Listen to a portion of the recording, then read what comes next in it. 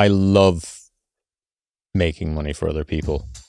That was acquired by Activision Blizzard, and it became essentially the Call of Duty backbone. And that company last year celebrated 20 years because they sent me a nice poster. What did it feel like? I was like, what's next?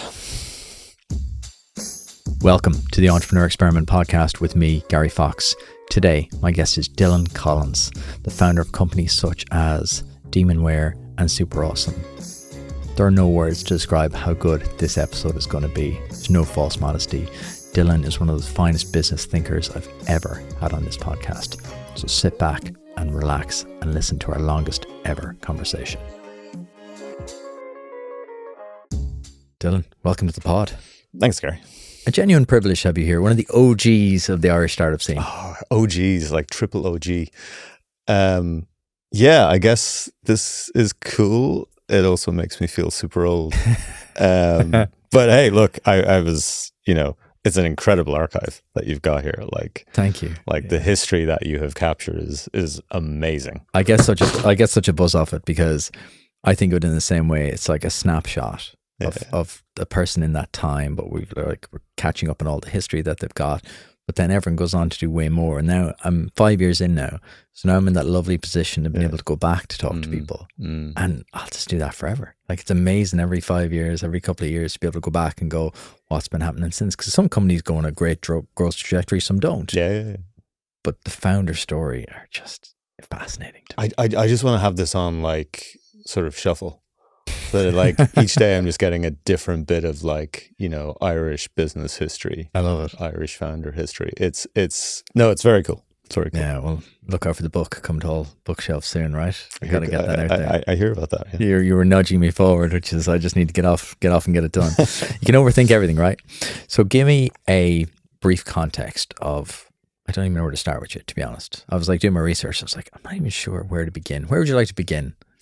Where would I like to begin? Oh, I mean, I suppose I've led a few lives. Yeah. A rich life. Both. Best kind. Yeah, I've been fortunate to work on some amazing things and with some incredible people. So it's been a very cool journey. I suppose, I think most people always start with the Demonware kind of origin story, like in Dublin. I mean, I think that's been told. I mean, Sean Blanchfield has talked about that recently. I think Ronan Percival mentioned it when he interviewed him as well. Yeah. So, I mean, we can talk about that a little bit. But I mean, I suppose... Was that the start for you? Was that the first like founder journey, I suppose? Well, I mean, it technically starts before that. And I mean, again, like, if anyone listening or watching this, you should just go and listen to Ronan's excellent interview where he talks about sort of him and Sean Blanchfield and me sort of meeting up in college and sort of starting our very first company, which was in the sort of a text messaging platform. This was like in the late 90s. When text was new, yeah, cool and so exciting. For anyone sort of scrunching up their face right now to go, why are you talking about text messaging? What's a text message? Like, you mean WhatsApp? No, before that. Yeah, there was a time pre-smartphone where that was the dominant method of communication, and we built a platform whilst we were still in Trinity College to make it easier for companies to send out messages to people's phones. That was also kind of pre-data privacy era as well. So that's where we started, and it was kind of meeting like-minded people when we were in college together. Did you want to be a founder? Did you think, when I leave college, I want to be a founder, or what were you thinking? No, but I think we were in university, like late 90s, early 2000s. Like we all kind of graduated around 02, 03, I think. And it was kind of coming out of that first internet bubble.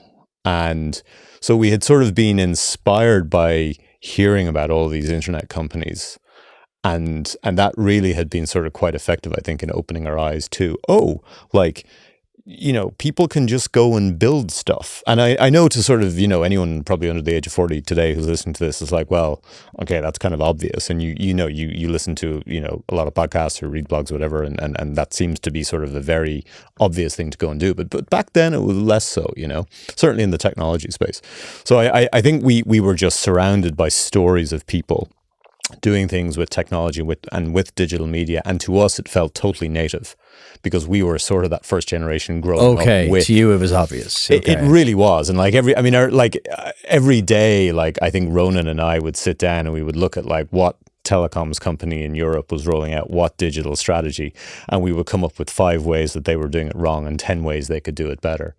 And it was just absolutely sort of natural for us. So I think we were always looking for a thing, and there was a kind of a chemistry between us in terms of like thinking that way. I mean, you know, Sean was PhD in computer science. Ronan studied law. I did business and politics. So we were coming from sort of different places, but we were just excited about building. We had, you know, literally nothing to lose economically. And the text messaging thing ultimately then sort of split in two. One part of it became Forest, which Ronan has built very successfully. The other became Demonware, which was the very different paths. Very different paths. Which is interesting though, because and this is why I love doing this podcast. Like, because people always ask me when I meet them, they're like, oh, "What have they all got in common? What's the success formula?" And I've kind of like moved into this thing called the founder formula, which I'm showing people now. Sounds like a good book title. There you go, right? I'm seeding it, just right? Saying, yeah. Just throwing it out there to see what nibbles, right? The founder formula. And my whole point is, I am asking everyone on the new series, including you, like, what's your founder formula for success? Because I want people to see a list of 100. And they'll all be different. Mm-hmm. There's key characteristics. You know this as an investor and a founder. Like there's fundamentals, right? You just can't build without it. But everyone has a different route. Even you guys were so close, shared the same ideas. You went in completely different directions. Mm-hmm. Yeah, it's. I mean, I don't know. I spend a bunch of time reading psychology and thinking about how people's brains work. I mean, I think, you know, myself and all the various co-founders I've worked with over the years, like, we've kind of had the attitude of, like, I suppose, sequential building, serial building. Ronan, I remember this is funny, this is turning into an interview about Ronan, which is great. But I remember Ronan saying to me, like, very early on, it's like, you know, I just want to see what would happen if I just built one company basically forever. And he said this to me literally decades ago. Really? And he's done it. Like,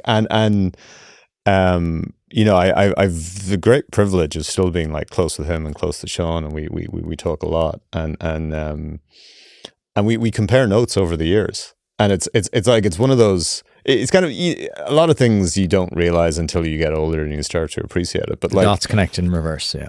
It is, but it's also like the having had the good fortune to be able to go on, like, similar but different paths with people who you're still close to.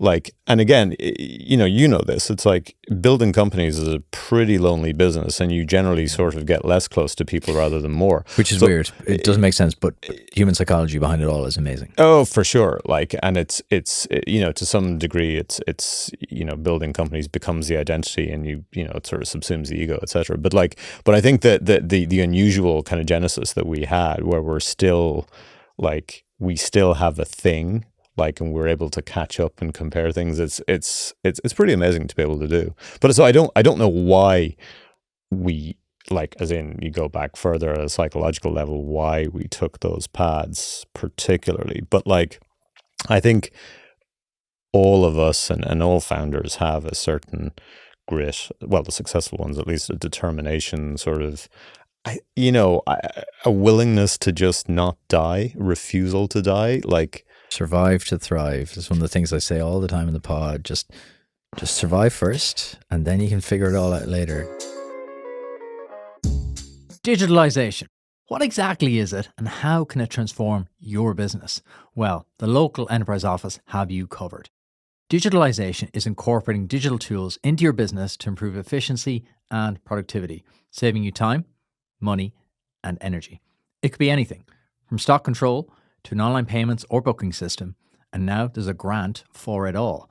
The Grow Digital Voucher helps businesses go digital and pay for those improvements that will make a big difference to the way your business operates.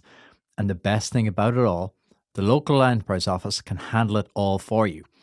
Any business from any sector with up to 50 employees can apply for the Digital for Business audit, and from there, they will give you a bespoke digital roadmap for your business. Once that's sorted, you can apply for the Grow Digital voucher to help pay for those changes. Simple as that. So, if you want to make those first digital steps with your business to help save you time, money, and energy, talk to your local enterprise office today or go to www.localenterpriseoffice.ie/digital to find out more, or click the link in the description below. Now, on with today's episode. A lot of it, a surprising amount of it, comes down to that. If you can stay in the game and you've got something that is halfway viable, like, you will beat probably the majority of other people who will show up but don't keep showing up. And it's your time will come. How many stories have we heard, Dylan, whereby, we're at it for like 5-10 years, and then boom, this happened.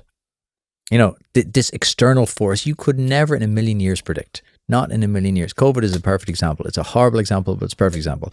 How many companies have you seen where you're like, we're working on this technology for ages, and then boom, Zoom. Yeah. Like, you know, all these companies who are kind of bubbling away, doing okay, but then that just transformed us. Or we got this supplier contract from this random thing, and then overnight, our business changed because you're there. You've done the reps. You've built the systems. You're in the position to get lucky. Mm-hmm. Yeah, no, I mean, it's look, I mean, it's waiting. It's not dying. It's also trying to be successful and actually be semi-competent at a bunch of stuff as well. And there's like, how do you manufacture serendipity and like things like that along the way? But yes, absolutely. You know, the minimum viable requirement for founders is to just figure out how to be able to survive and be willing to make the decisions that lead to survival. You know, and they can be very, very tough. I mean, I think it helps if you are able to pick, you know, an industry that has some good dynamics. You know, I think, you know, I've been in tough industries and I've seen incredibly talented founders and management teams, you know, just battle against really, really tough industries. And raging against the dying of the light.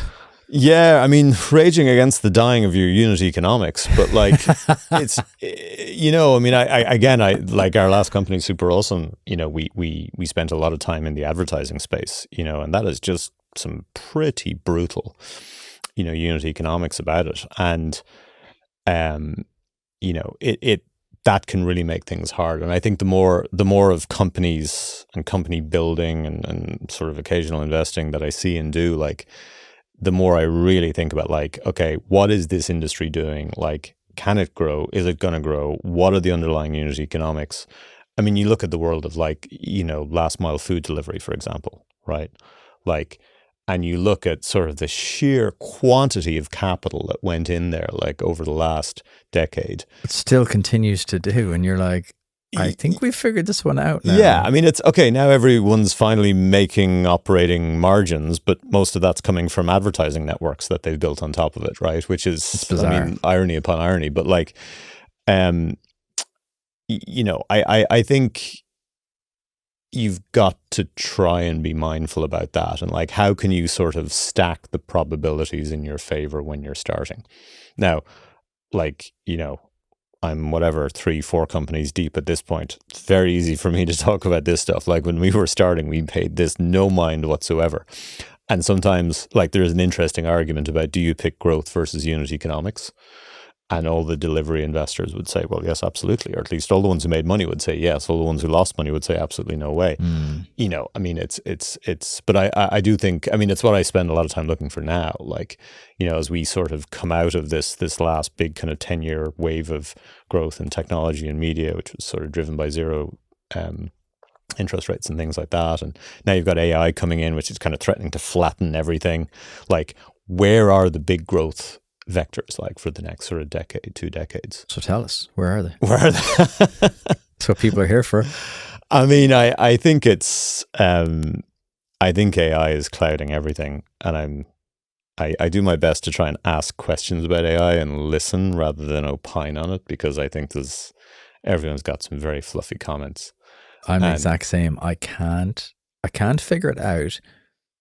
It's going to be transformational, but I think there's so It's like everything, right? It's like every wave. It attracts the bullshit artists, the scammers, the grifters, the startup wannabes, the cloud, everything. Yeah. And I'm trying to like peer through the mire, trying to find what it is. What are your thoughts? Like, I know you don't want to opine too much on it, but go back to the waves. You talk about AI is going to be more waves. What else coming with it? Let's ignore AI for a minute and come back to it. But like, I think one of the areas I'm spending a bit of time looking at is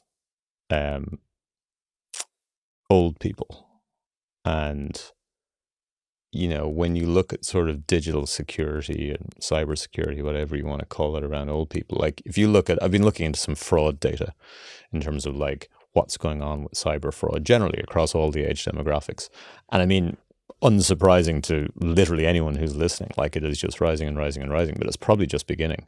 And when you sort of see, sort of what AI is doing in terms of the ability to sort of replicate and recreate voices, like I think there's some very interesting opportunities to build necessary tools and protections for older people who are interacting with just about anything that's got an internet connection. Although it's kind of, I was looking at the report that came out of the US, and interestingly, the two biggest age brackets where you're seeing fraud and identity theft was in 60 to 69 and 30 to 39.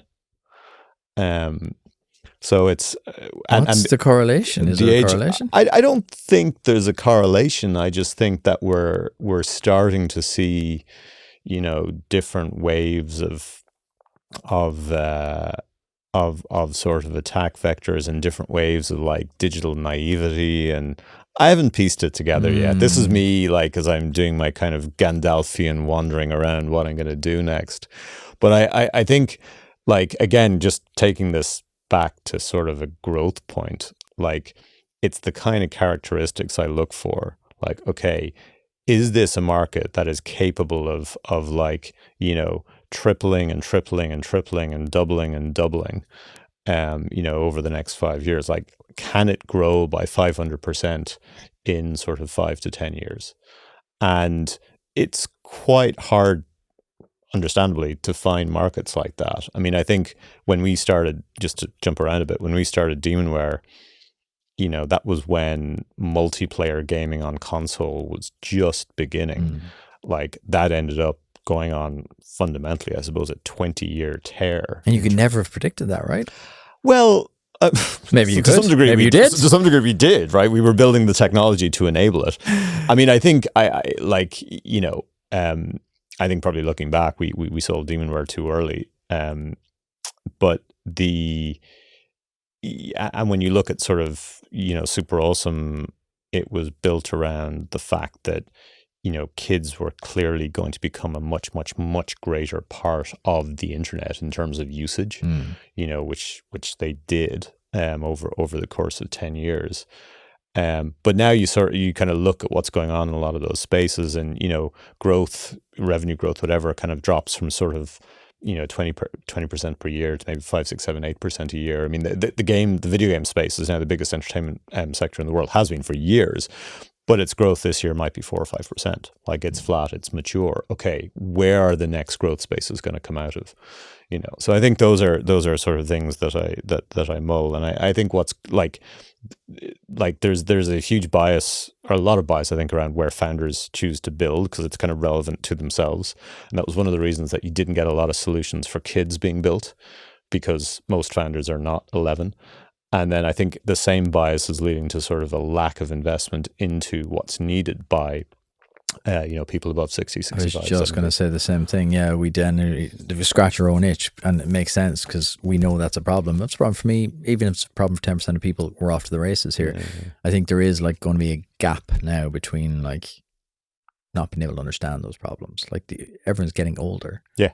Living for longer. That has huge knock-on effects on the economy in terms of like housing, and healthcare is a huge one. Like, that is going to be astronomical. Yep. Nursing homes is a huge one. Assisted living, care, all that kind of stuff. The nursing is going to become one of the biggest professions in the world. Like, AI is great, but it clouds so much. It's really interesting to hear you say that, because it's now skewing everything. Everyone's solution to every problem. To the man with the hammer, everything is a nail. To the man with the laptop, everything is AI. It's just, and you're kind of going, oh, lads, don't do it. Like, don't put .ai at the end of your company and think that that's the answer. Because we've been here. We've seen how many hype cycles. And the hype cycles used to be like 5 years. Now they're like 18 months. Like you'd Web 4, Web 3, Web 3, was it? 3. That's going well. You know, look, yeah, there's cycles and all these things for sure. I mean, I think that you know, it's, I think this AI wave is, and I mean, I do not speak as an expert in this. I have an interest, but it is only semi-informed. But I think one of my observations is that it's unusual, I think, for like this early in a technology cycle to have it so dominated by the incumbents already. Yeah. And I think, you know, I was in a conversation with someone last week where they were, you know, discussing whether they should invest into the OpenAI investment round. And the argument was like, well, you could do that, or you could just buy some more Microsoft stock. You know, and I mean, most of the foundational models at this point, like inside, yeah, you can just buy exposure to by buying into Amazon or Meta or Microsoft, Google, obviously, and I think that's kind of unusual. It actually is. Yeah, when you think about it, usually there's great disruptors. There are, and they're private and they're coming through. And I mean, there's obviously a couple of those, no doubt. But like at a foundational level, if you think about like where the huge wealth is potentially going to be created, like I think a lot of that is already locked up, and it's sort of being baked into share prices. And I think the capital requirement now to get into that is so enormous that it's going to be very difficult, I think, for people to break into it. And what does that mean? I don't know. I still think, you know, I mean, I see not hundreds, but certainly tens of sort of AI pitches a week from companies that are sort of trying to augment existing solutions or do whatever. But like, I would say the vast majority of those are probably just going to get crushed by the existing distribution that companies like Adobe and Salesforce and everyone has. Like, I feel a lot of them are building features, not products.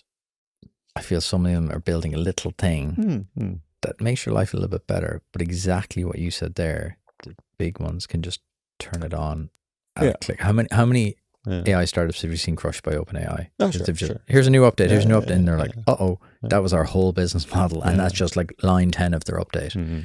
No, I think it's very tough, and I think it's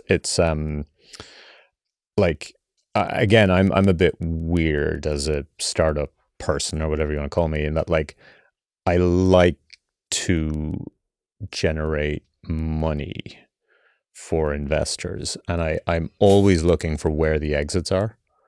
And I get into a lot of arguments with VCs about this historically, where they're like, don't worry about that, it'll take care of itself. With VCs? Oh, yeah. Surely that's their whole job. Well, it is, but they only started realizing it when interest rates began to go up. And it was harder and harder to raise the next fund. But I think on the AI side of things, like an awful lot of money is going in, and it's like, okay, what is the series of events that's going to return this capital that's going to like grow that by 20 or 30% IRR a year, which is what VCs are meant to be delivering? Like, you've got to believe in a whole sequence of semi-miraculous things. I'm not saying people won't make money out of it. I mean, again, if you hold all those public companies, or if you hold Nvidia stock, you already have. But they may well be the best ways of doing it. So I think it just creates a very murky environment. You're right, and I think like so much of it is our little bubble of like tech and media. To your point on Man with a Hammer, like, you know, there's still a lot of physical stuff, a lot of physical things that are huge problems. I mean, you talk about demographics. Like, I want to know where the next generation of plumbers are going to come from. Like, we still live in houses. You've hit a sore point. Oh, really? I am hunting for a plumber for 3 months. Do you know how many conversations about plumbers I've had with people in different parts of the world?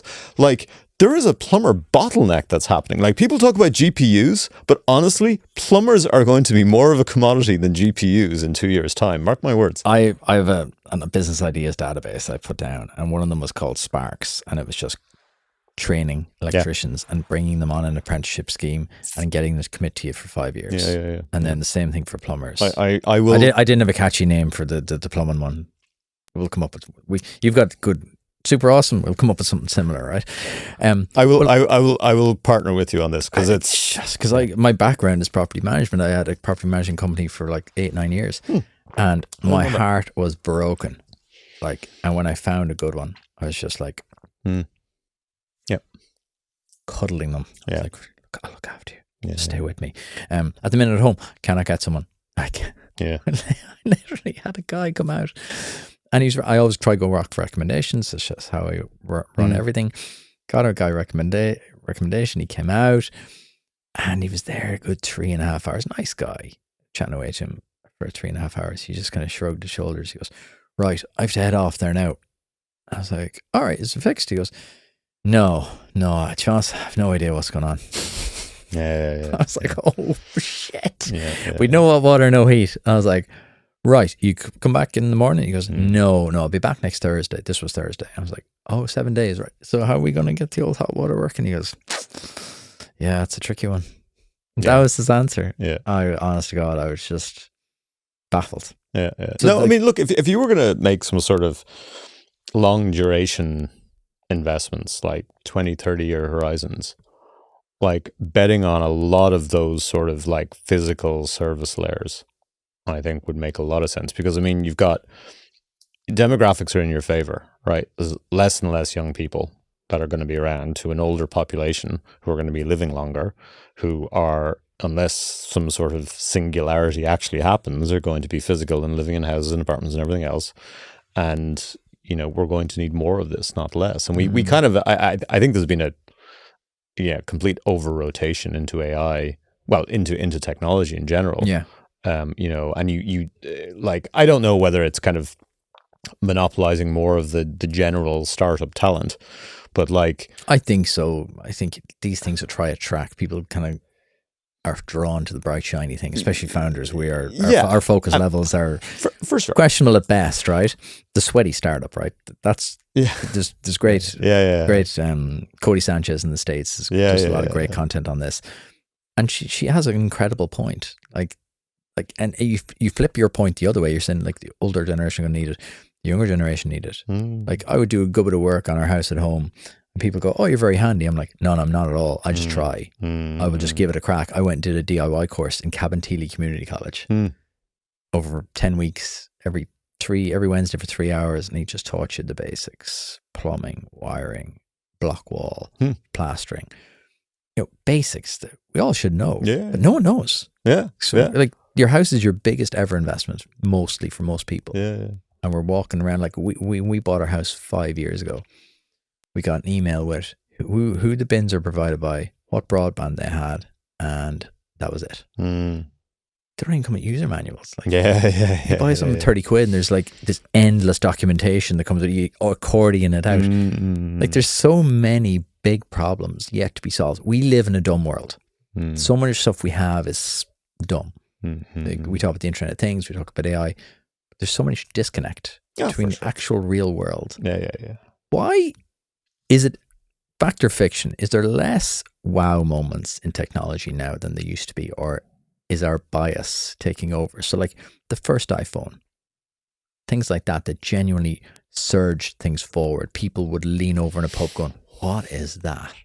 I can't remember the last time I saw something or bought something that I was like, this changes everything. Is that bias or is that fact?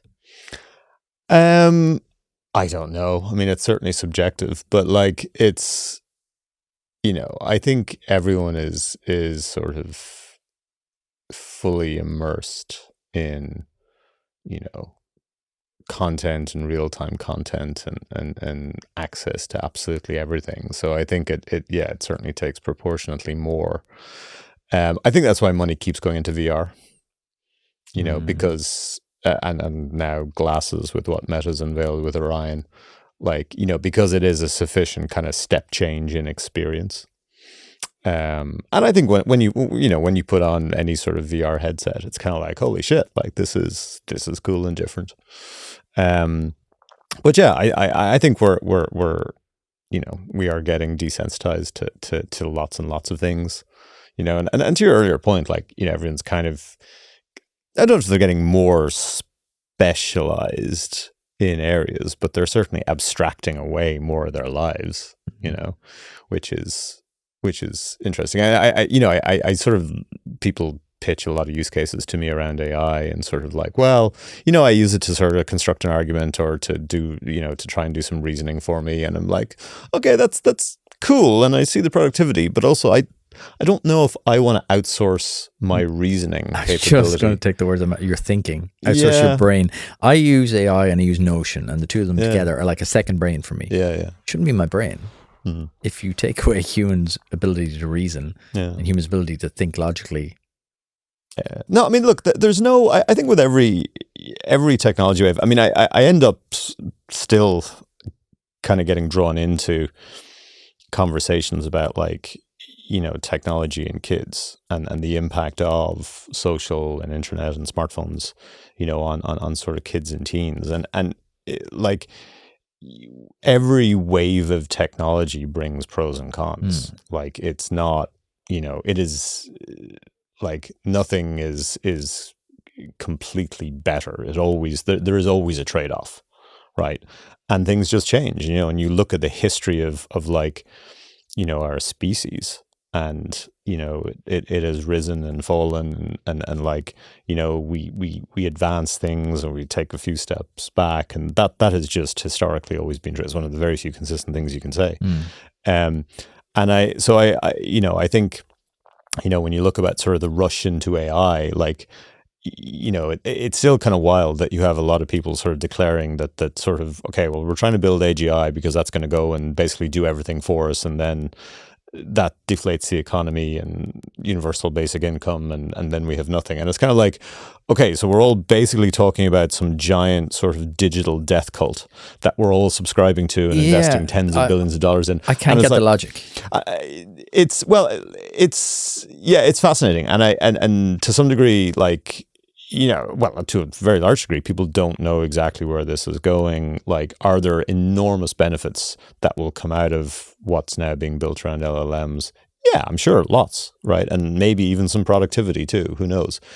But I suppose it isn't unusual in the history of things for people to just be sort of barreling towards the unknown with sort of like, more technology as a goal, right? It's funny you said that. In my head, I had this thing like hurtling towards it. It feels like we're just on this massive rocket ship towards it, and everyone's really, really excited, but they can't really tell you why, and they can't really tell you what's actually going to happen. Oh, it's going to be class.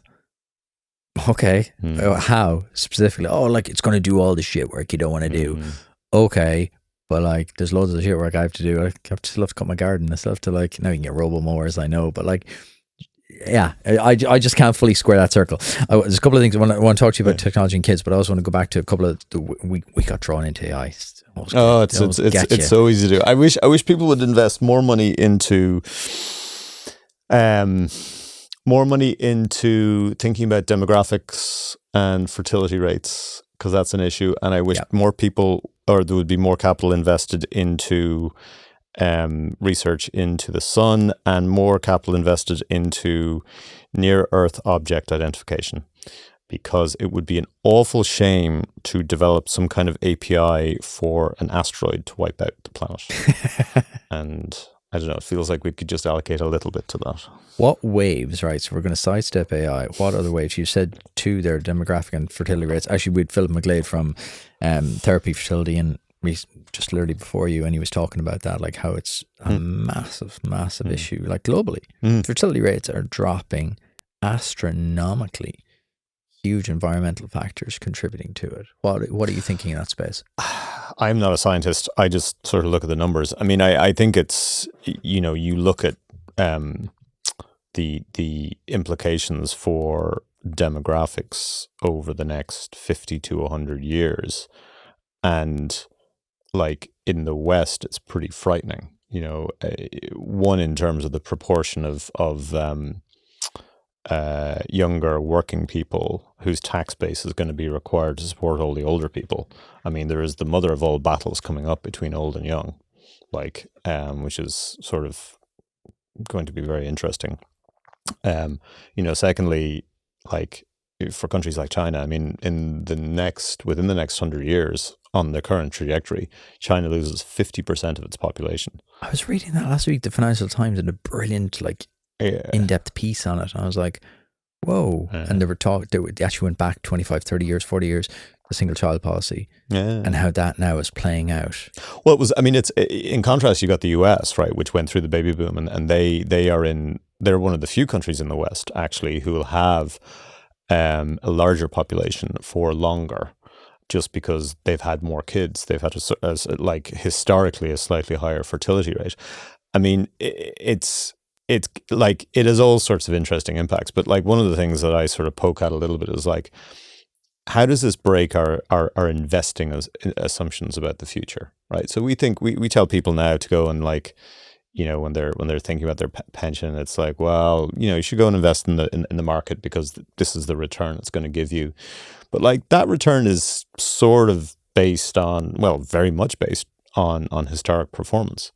But all of that, certainly in the US market and in other markets, was predicated on population growth at a certain level. Like if you look at when Charlie Munger and Warren Buffett started investing together, which was roughly from the late 60s, like the US over in the 50-year span since that, the US population doubled. Right. So they had, you could make a bunch of investments and you could do absolutely nothing. And on the basis of there being more people to consume more stuff, your investment was going to go up. Now, if you look at the US today and you go forward 50 years, there's still growth there in terms of population, but it's only half that. Okay. And that is a very, very different picture, obviously. And that's the best case. Most of the other countries are far, far less than that. So I think is this skewing how you think about investing?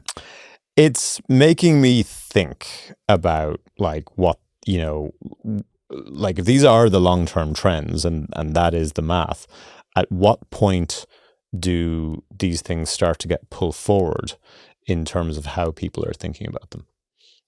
Right. If my assumption is that I can generate sort of, 7, 8, 9, 10% a year from the S&P, because that has been true for the last 40 years, it's okay, that's probably going to come down a lot, over the next sort of 10, 20, 30. I mean, this is probably a conversation for Stephen Kinsella or Ronan Lyons to get involved with, but it does feel like the future, the near-ish future, is going to diverge from what the historical norms have been over the last 30, 40, 50 years. And I don't really know what the consequences of that are. I'm just trying to poke around and figure out where is there going to be, something that is kind of seismic, I mean, either good or bad, and then sort of figure out where are the businesses that can be built around that. It's the Munger thing. Show me where I'll die, so I'll never go there. Absolutely. He's just a quote machine, right? I mean, he's the master of inversion, right? Yeah, exactly. So let's pull some signal from the noise then.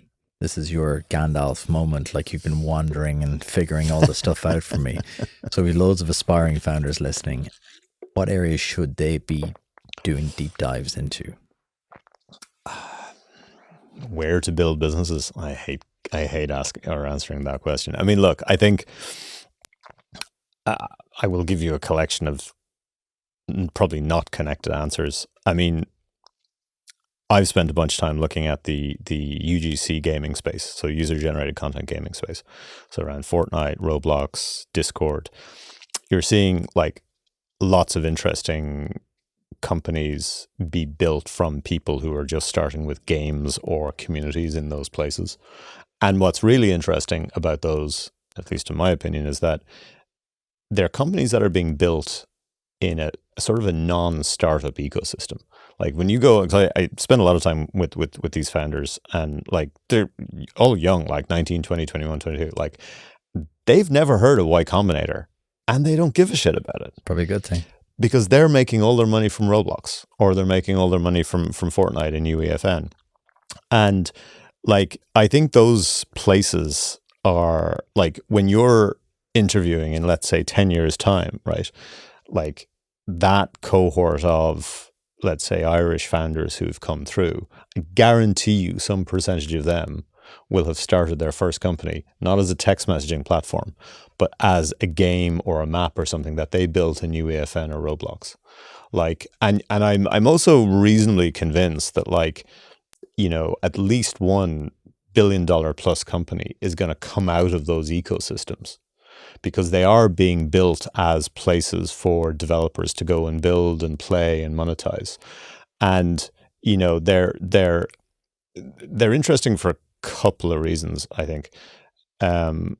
You know, one is because they are, to some degree, they have kind of been hijacked as originally gaming places, which are now turning into social places, right? Interesting. So they are, like, when you think about sort of, you know, the last sort of collection of sort of social channels, right? It was Facebook, and it's Insta, and it's WhatsApp, and it's sort of text messaging, right? Like now it is, you know, Telegram and Fortnite and Roblox and Discord. Like it's a whole new cluster, but it's not, but they're not apples to apples. Like they are very different things in terms of how they're being used. So I think that's interesting. I think the second interesting thing is, like, that first wave of sort of social platforms, to a large degree, was sort of social functionality being built on an advertising engine, right? Because the majority of these new platforms originated as sort of gaming platforms, they are being built on kind of a transactional basis. So they're not being built as advertising first. Yeah, and which I think is good. I think it. Yeah, I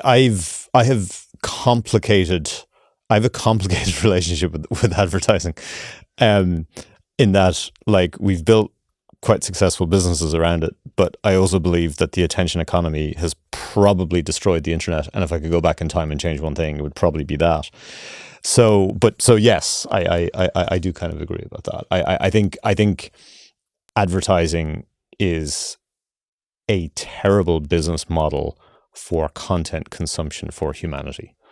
It's your incentives. Again, God, it's like a Munger fan club, but like, show me your incentives, I'll show you your outcome. Absolutely. It's true. Like across, and like you, I read a lot of psychology, mainly to understand my own brain, which then helps me understand others, because if you don't understand yourself, you're never going to understand anyone else. It's true though. What you're incentivized by will determine how you act, both in the short term and the long term. If you seek short-term monetary gain, people tend to take shortcuts sometimes, which doesn't necessarily have the best overall outcome for humanity. Yeah.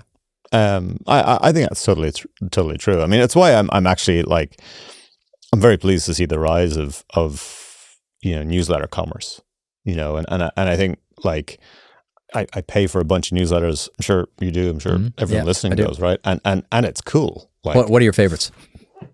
Give us some recommendations. I have to pull out my phone.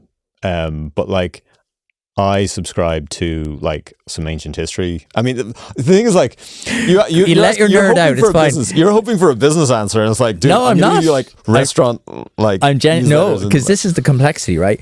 I actually think we can get too obsessed by these things. We can get too obsessed by reading, consuming content all the time.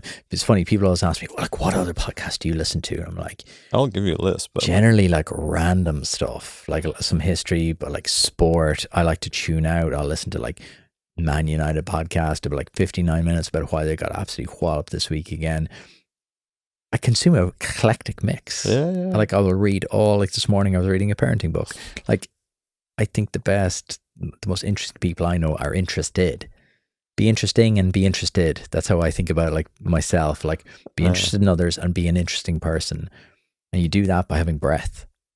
Yeah, look, I think each to their own. I just try and be interested in other people as much as I can. I mean, like, I subscribe to, like, for food writing, Vittles, you know, which is Jonathan Nunn, who's a excellent London-based food writer. For history, I subscribe to Razib Khan. I just signed up to Taylor Lorenz's new. So Taylor Lorenz. She's a very interesting reporter, mostly on sort of the creator economy. What's the new? Do you know what the newsletter is called? I've forgotten. Taylor. You'll search. I'll for find it. her. Okay. You'll find it. I mean, well, the currency isn't newsletter, but I also subscribe to that. I sort of almost categorize it sort of within that.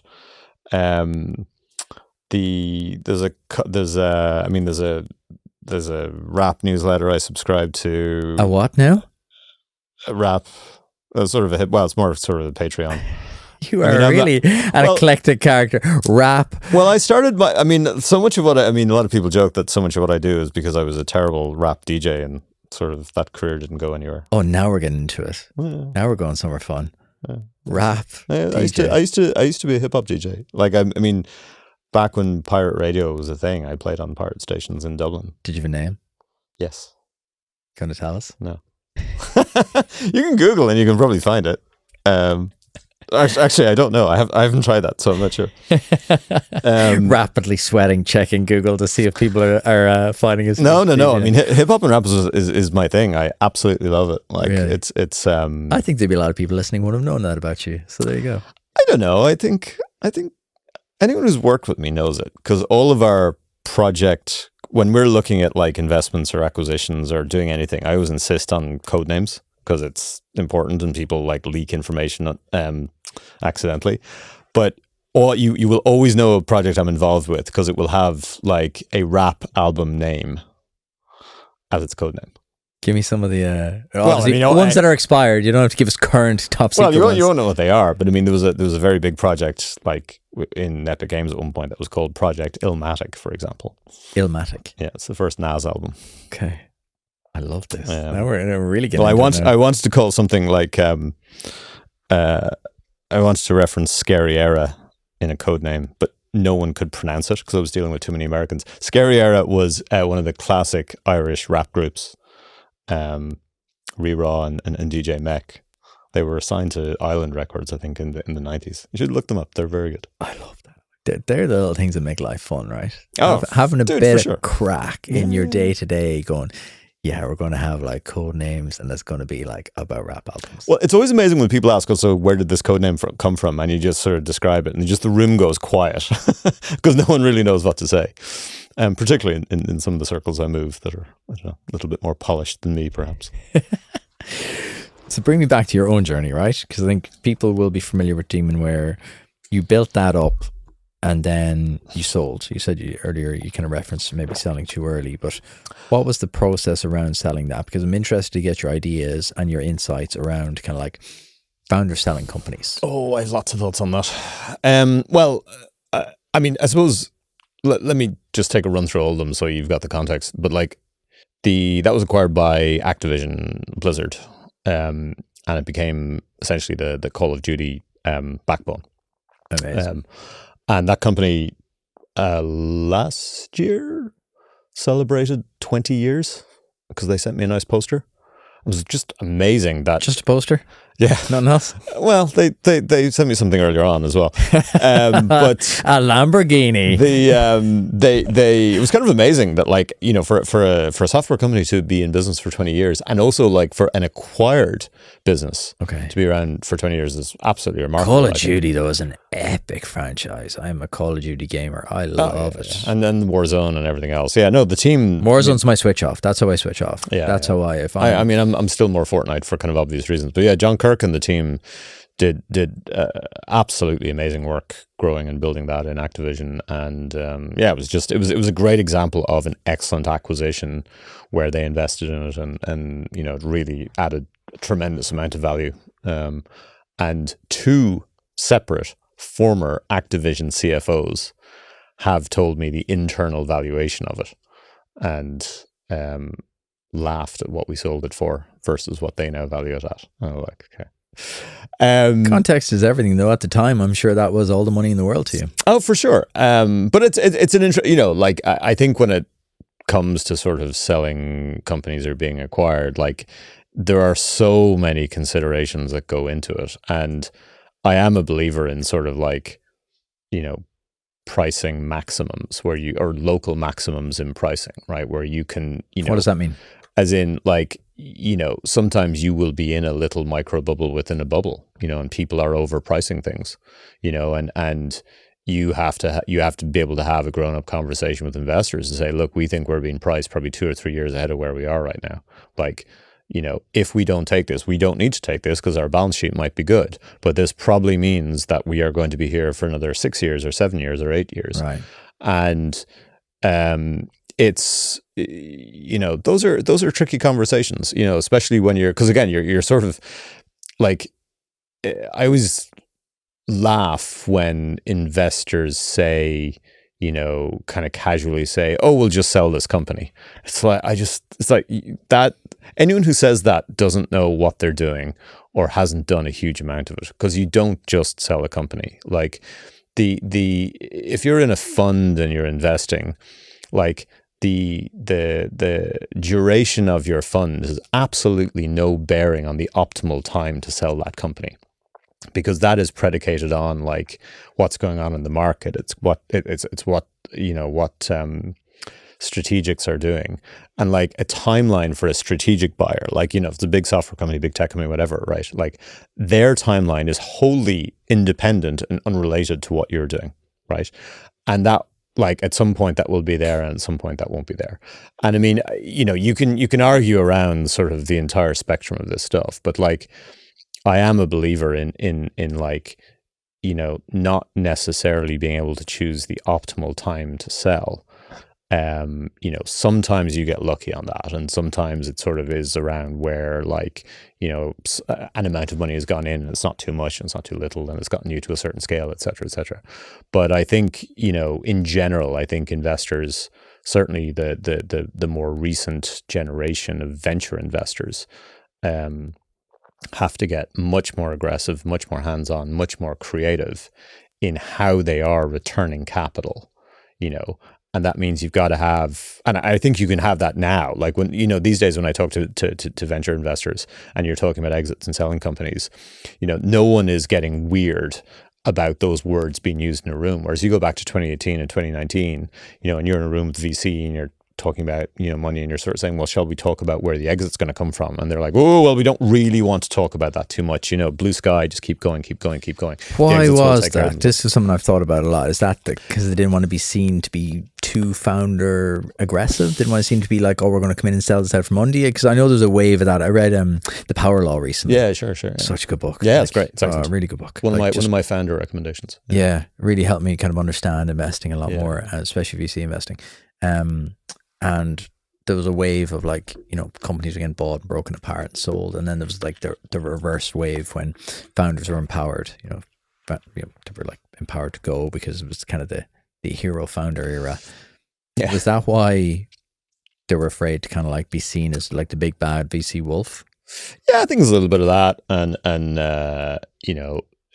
there is I think you got to separate out like what the companies were doing and the funds trying to convince founders to take money versus like the business of building a fund. You got to bear in mind that like when you're a fund and you're investing, like to one degree or one level, you are trying to sell to founders, hey, take my money. But on the other hand, you're also trying to sell to your LPs, to your investors. It's like, hey, give me some more money. So you're really trying to like serve two masters, and at some point that starts to diverge. So I think like, if you want to be in the long-term business of running a fund, you have got to raise more funds because you have to increase your assets under management so that you can generate more fees, so you can do more things, etc. Right? So you have to be able to show markups, as in like you've got to be able to show your portfolio increasing in value, which means you've got to get into the important deals, which means you've got to be nice to founders, which means you've got to make founders feel that you're non-hostile, non-threatening, So I think all of that like was Did it go too far though? Did it go too fuzzy friendly? Did it go too far? And then there was like, I don't know. It's hard to generalize. I mean, yeah, sure, at the extremes, yeah, of course, like and WeWork and everything else, right? But like I do think that like in general, venture capital has got not enough people who have got experience returning money to investors, not enough experience selling companies. Now, I do think that is changing. Like, and again, this is not me sort of shitting on the VC class. Like, there are some very good investors out there. Like, But there are a lot of other investors that are not good. And that's true in any asset class, right? But I think the challenge in VC is that, like, it has probably been one of the great business marketing success stories of the last 20 years, right? Like, VC sort of convincing the world that it exists as a thing and that you should be part of that ecosystem. And it's sort of the startup industrial complex, right? and like, if you're building a thing, like, I'm still surprised that I get conversations from founders, like younger founders today, and they're like, well, I need some money, therefore I'm going to go and talk to some VCs. And I'm like, whoa. Like, one, why do you need money? Two, like, do you understand, like, the VC model? Do you understand their economics? Do you understand what their returns need to be? And I think, like, it has been, in many respects, too successful for its own good, as in the marketing of the space, because everyone thinks you need to go there and tick that box. I was just going to say that to you. You've given me two gems there: the startup industrial complex. I'm robbing that. You'll hear that coming out of my mouth loads of times now. But then the marketing of VC, that's like a really interesting point.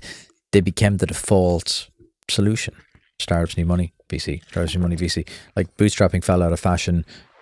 Angels fell out of fashion. Getting loans fell out of fashion. It was always the VC. So where do we sit now? Because there's been, obviously, we had the hype cycle of 2020 to 22, and then now it's been a real cooling off period. So where do we sit in 2024 with this?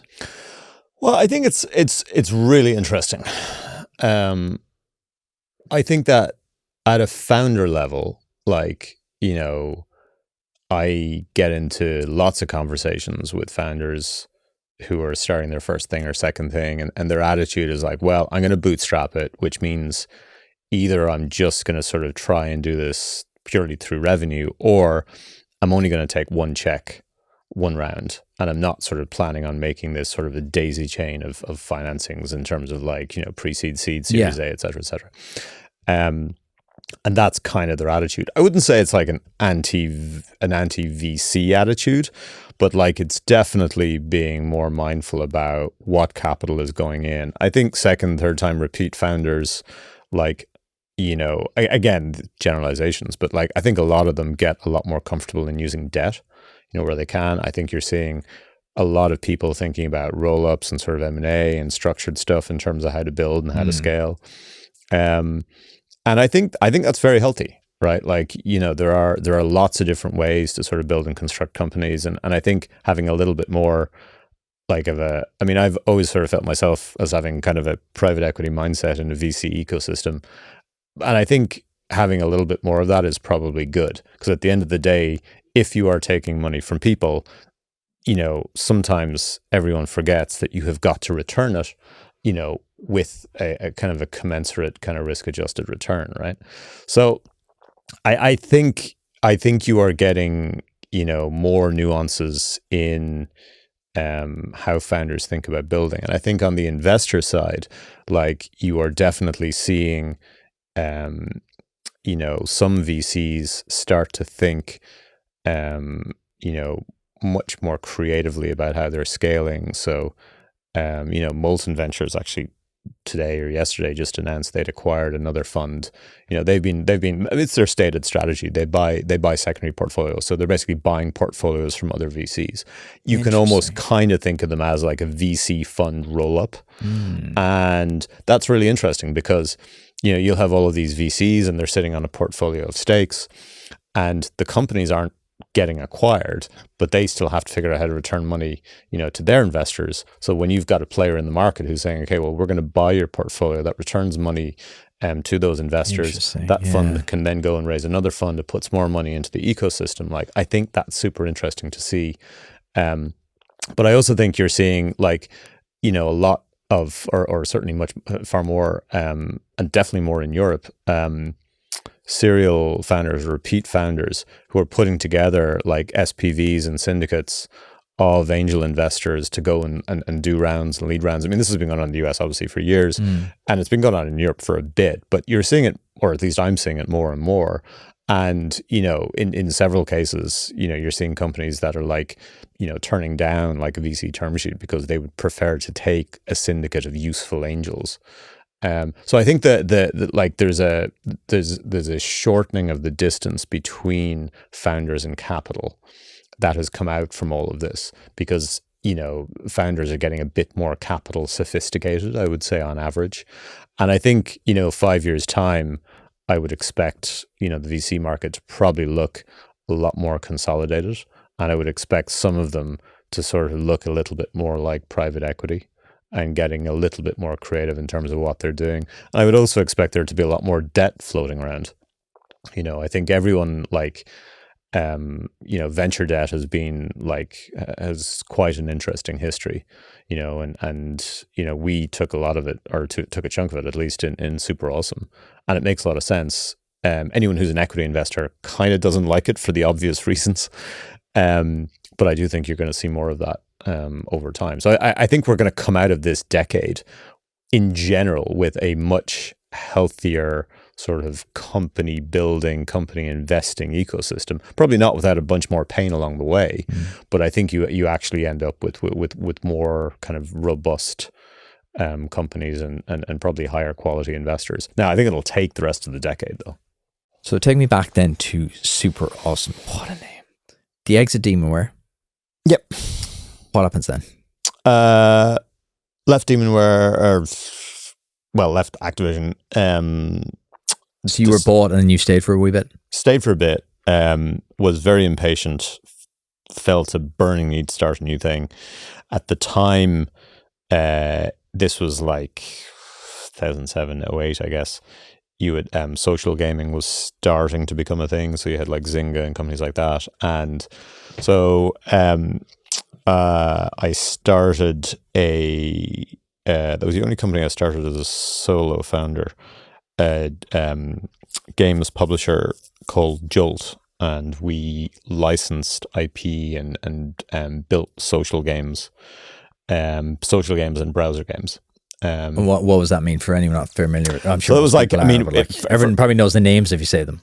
Yeah, I mean, we licensed, made games like Zork, and we made I think Playboy Manager and a bunch of other ones. The Playboy game was quite amusing. That led to. I thought you said it. I was like, maybe he means Football Manager. No. It was Playboy Manager. We licensed the IP from Playboy, which led to some very amusing conversations. And that company ended up getting acquired by GameStop, who this was around 2009. Oh, wow. 10, because that was when GameStop, this was kind of pre-meme GameStop. I watched that movie a few days ago. I was coming back in a ferry and I was like, I've been meaning to watch this for ages. It was brilliant. It's amazing. But if you can imagine 10 years before that, right, when they were at probably peak retail. Yeah. So they had probably about 4,500 stores in the US. They were it was kind of peak physical console gaming. Oh, I used to love it. Going in to get the new Football Manager or getting in to get the new Call of Duty. Oh, it was huge. Yeah. Have you interviewed Kevin Neary? No. Oh, you should interview Kevin. He ran a games retail chain in Ireland called Games World. Oh yeah. And he was acquired by GameStop. But interesting fact, Kevin was one of the first angel investors in Demonware and in Jolt. Okay. So you should talk to Kevin. Okay, we'll set that up. He's good. So that was when GameStop were trying to but trying to figure out okay, shit, we've got this amazing physical retail business. What do we do about the internet? So let's not become Extravision. Yeah, and so they acquired us to try and kick off that strategy. And they ended up buying 4 or 5, 6 other companies. I would say in general it was not a success because they were in that classic sort of corporate crossing the chasm challenge where they were they felt that anything they were investing in on the digital side was cannibalizing their physical business, and at any one point right, a huge chunk of their outstanding shares was being shorted by the market. So everyone was basically betting that the share price was going to go down, which meant that every quarterly earnings was just running through a minefield. So you sold 2. Right, you sold 2 companies. How close to each other did you sell them? That was probably within 3 years. What was different the second time? What was different? How That's an did you interesting approach question. it differently, or like? I'm always curious about It's- like serial founders. I love kind of try to tease out like. I hate asking that cliche question. If you knew now, what you knew then, because I think it just leads to cliched answers. I think that a thing that has emerged over time with my experiences on this, because I mean, if you look at sort of Demonware and Jolt and SuperAwesome, but then also Potato, where I was chairman, sort of more executive chairman on that with the two founders. So that was a marketing services agency in London, which WPP acquired. I was sort of doing that in my spare time.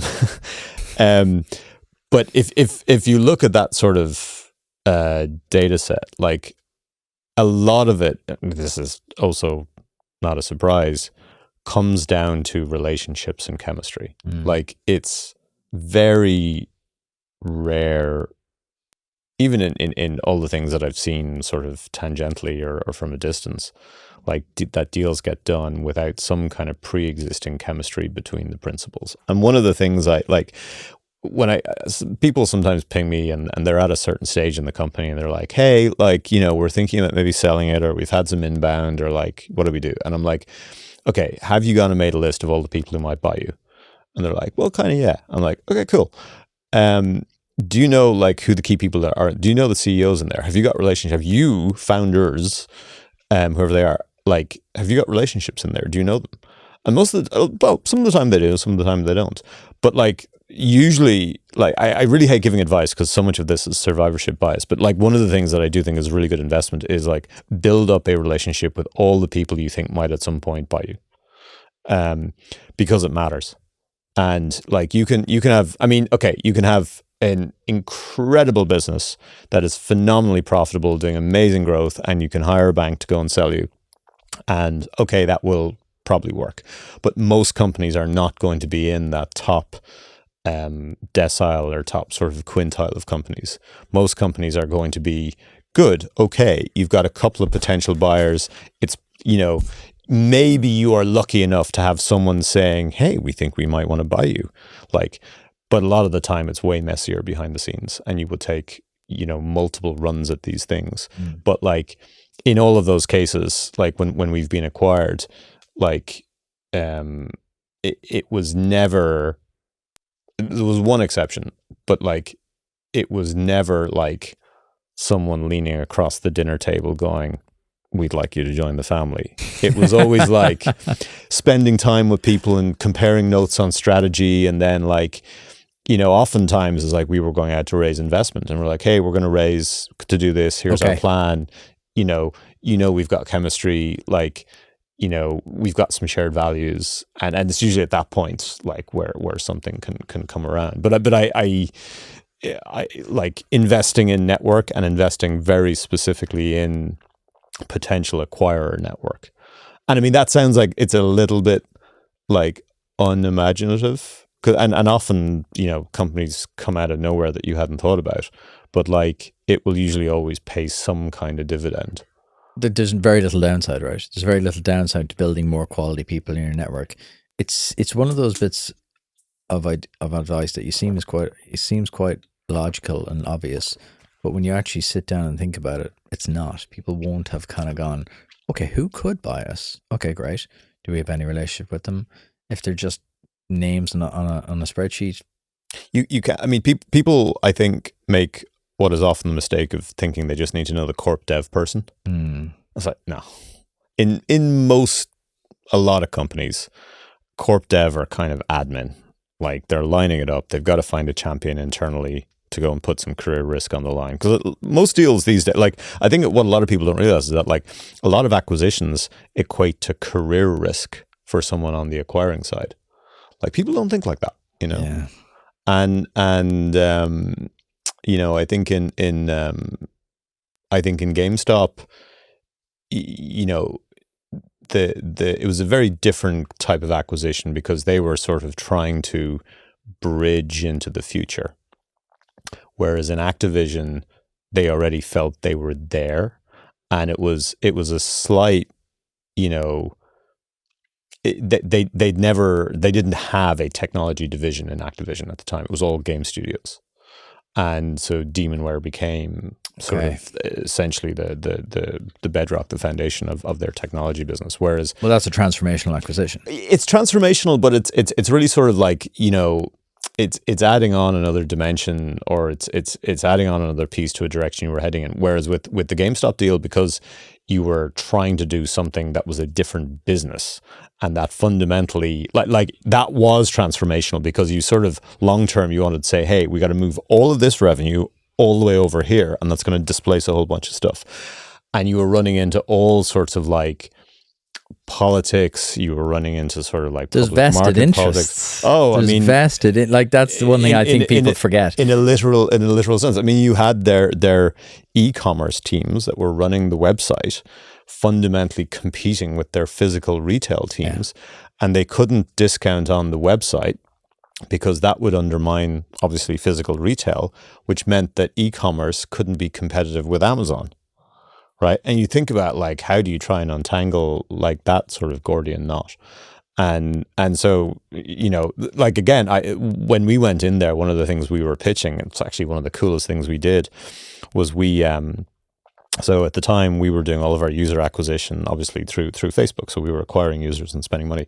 And we kind of realized, well, holy shit, like GameStop had built this amazing loyalty program. So when you went in and you sort of traded a game or bought a game, you would swipe your card and it would go in. We said, well, can we connect our user acquisition system to your point of sale system? And absolutely everyone told us no. And we were like, well, how about yes? So I remember like we managed to convince their management team to let us roll out an integrated system into their point of sale across the entire North American retail chain, where whenever you would go in and buy a game, on the receipt that you would get, on the physical receipt, like it would give you a unique code which you could plug into our social games. And it reduced our user acquisition cost by 75%. Wow. And it was at that point where I said, guys, you don't realize what you've got here. You are the world's biggest gaming social network. You just haven't turned it on yet. Yeah. And everyone you have that critical relationship with the gamer. For sure. And it was fucking amazing for a quarter, and then they shut the whole thing down because it was like, okay, cool, that was the initiative there. Like now we've got to go on and do other, because they were competing with so many different things, right? But when you look at what GameStop is today, that's why like it's fascinating to watch everything, like and Roaring Kitty and that whole thing. Like it's, you know, I was there when a bunch of us saw what it could be in the future, like what the counterfactual was. But I mean, like the counterfactual of GameStop is that today, you know, it would be bigger than Steam, bigger than Discord. Like it would be the Western version of Tencent, right? If you look at Tencent today, right, Chinese media company, by far, I would say probably the most successful video games investor of all time. Literally, like, and no one is probably even close. GameStop had that opportunity to be there, like, and it's amazing how many traditional companies had that, but couldn't, as you say, cross the chasm between the digital and the physical, because you had two different warring factions. I still hope. That's why I'm quite a big fan of Smith's Toys. Oh yeah. Oh, that's an unbelievable business. It's amazing. I bring my daughter there, and mainly she's just cover. She's just cover, so I'm not wandering around on my own as a grown man in Smith's. Unbelievable. But I think they're in a position, and they've got the thinking and the sophistication where they could do something very interesting, I think, in retail and commerce and kids and family at some point in the future. But it is tough, like, you know, that kind of business transformation, which is you're just trying to do so many things, and whilst public, it's just. What did you make of that whole Roaring Kitty GameStop run? How did you view that as an industry insider? Because I was fascinated watching it at the time. I was doubly fascinated reliving it then through we're watching it, and my wife turns to me and goes, "Why weren't you involved in this?" It's the exact kind of scheme I would love to get involved in. I was deep in Bitcoin at the time. No worry. I had enough fires to put out, Michelle. I had enough things trying to occupy my mind. I mean, I think this was when was this post? It was 2020, wasn't it? 2020, middle of pandemic. Like that's why people were glued. We were getting 2021. We were getting acquired by Epic Games at that point, so I was kind of distracted. Okay. But no, lots of people pinged me and they said, "Do you still have your GameStop shares?" I'm like, "Nope." But it was the games industry's general response was just sort of bemusement. I think that was everybody's. Yeah, well, for sure, right? It was kind of like, this is just wild, you know. And I think it was kind of interesting from a capital market standpoint, which is sort of one of my other hats, like in the sense that like the sort of the power of retail. Like, and everyone laughs at retail behind the scenes, right? Like, you know, if you're selling to retail, like, you know, as a financial product or whatever, it's like, you know, what do these idiots know? But the fact that they were sort of like essentially coming together and you know, they felt they were sort of Dumb Money taking on is Wall such Street. a good title. It is, but they you know, I wouldn't you know, don't fuck with Reddit, like, you know, and it's. I think there is still a lurk. I mean, he's obviously come back, or allegedly it was him who came back recently and traded on that, made a ton of money, and has since vanished, right? Like, I mean, Matt Levine, I don't know if you read his newsletter. No. Excellent.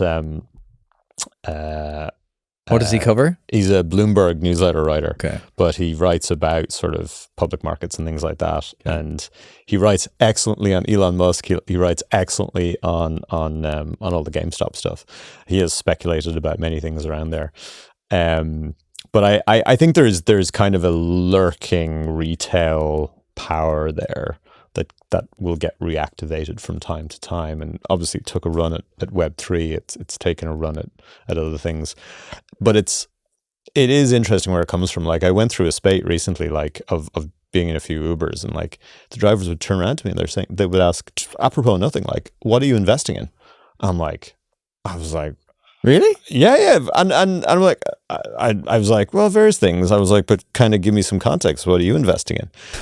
and this was random, right? Really, that's always such like alert, sell everything. Kind of. We've peaked. No. But they were investing in, like, so they were telling me different coins they were investing in, and I'm like, okay, it's like there was a lot of kind of crypto stuff, and I was like, and they were like, well, what should I invest in? I said, well, why don't you just go and buy a really cost-effective index fund in the S&P, like, and they were like, what's that?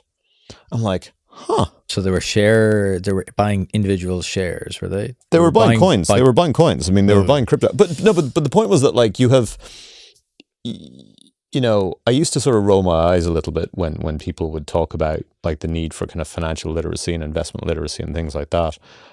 And I think I was just being an idiot. Like, it is amazing, like, how many people are comfortable investing, but don't sort of have the basics on sort of, you know, how some of the markets work, like how sort of index funds work. And there's pros and cons to those, and you'll hear interesting arguments around that. But ultimately, I think you're getting more and more pressure, like probably post-COVID, post-Robinhood and everything else, where people are just looking for ways to make a little bit more money. Mm.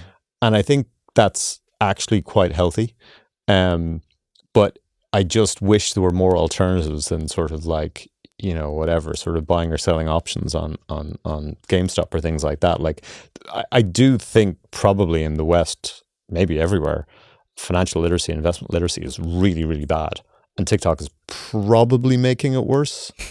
So I don't know what else to think about that. And I may well be wrong. Like, you know, this is why my newsletter is called Half Formed Thoughts, not Fully Formed. It's like, I don't know, I put half it out there and just see what I hear back, and I get smarter on that basis. Oh, look, you and me share this. Like, I do these experiments, and I'm starting to get more. I'm willing to put myself out there a bit more. I think I've hidden behind guests a little bit too much over the years, so I'm starting to do these little experiments because that's how I believe and how I live my life.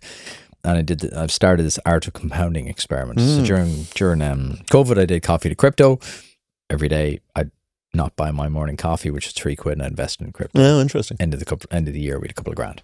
Brilliant.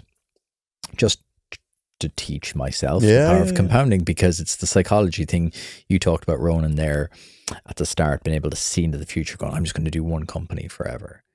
Very few of us have that foresight and that patience and the ability to delay the gratification. You know, the marshmallow test. Yeah, sure, most of us eat the marshmallow. Yeah. Very few people can sit in the room with the marshmallow and just, I'm going to have that later. Be nicer later. Sure. So I've just been teaching myself that through, like, reading psychology books, you know, Atomic Habits, Psychology of Money, The Power of Compounding, all those books. But I learned by doing. So I did the coffee to crypto, and then I brought it back a month ago for like the art of compounding, which is going to be a year. I'm going to put 10 euros every single day into Bitcoin, 10 euros every single day into an index fund. We'll see. We should do something together on this, because I think there's I think there's very interesting things to think about around, like, going back to my point on demographics, right? And how to invest for the future. And like, people talk to me about pensions sometimes, and they sort of ask me where to invest. I'm like, don't ask me that, because like, all I can tell you is a whole bunch of stuff I don't know. But when you look at sort of like how you should be investing in public markets or at all, or private markets or at all, or instead just sort of, putting much more into fixed income and credit, like, there's lots of interesting questions to ask around this. And like, I think it's a fascinating discussion. We should talk more about this, because I think it's like, I often, I mean, maybe you see this as well, but like, I've with like founders or, existing or whatever, like a lot of the time people are kind of asking like, where do you invest? Because, all people have ever done is invest in their own thing a lot of the time, or they haven't had the time to think about it. And it's like, you get a lot of people coming together and they're either trying to reinvent the wheel, or they're trying to learn everything from scratch, or they're like, trying to become an expert in it. You don't need to become an expert. You just need to know enough.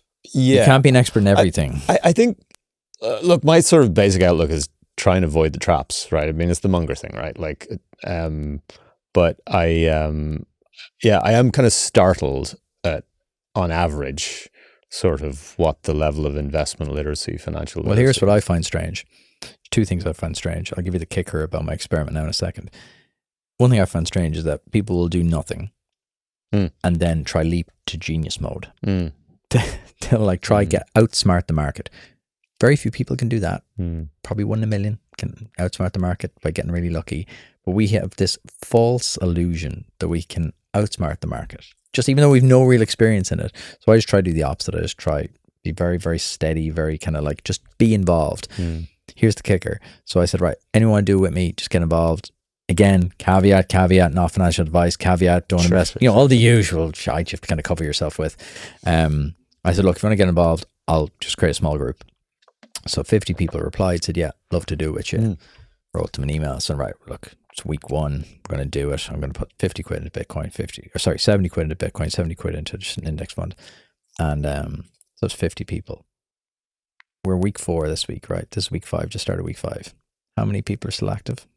Oh, I would assume, so week 4? So we've just gone into week 5, and I said, right, look. And you had 50 people originally? 50 people originally. And I said, look, I'm not going to keep writing this email because I don't know if anyone's really engaged. What I'm going to do is going to move you all into a WhatsApp group. Anyone still active, reply to me. How many replied out of 50? I would say a third. So like, what, somewhere less than 20? 5. I was shocked. 10%. And these are smart people. These are people who listen. They're business owners or listen to a lot of business content. So they're engaged. I would think of the demographic. They're quite an engaged demographic, because loads of people love talking about it, but very few people do it. And loads of people followed along my Coffee to Crypto, and so few people did it. Yeah, but I mean, that's true of lots of things. It is. Like, but I just find it interesting with the finance thing that's where we are. That's fast. I mean, yeah, that's a pretty remarkable drop off. But I love that kind of stuff because, like you said, you have to be in it. Like, you can't just talk about it. You can't think about it. You have to be actually doing it to learn. So I'd never be able to uncover that data without like. I think people kind of underestimate the importance of having sort of accountability groups.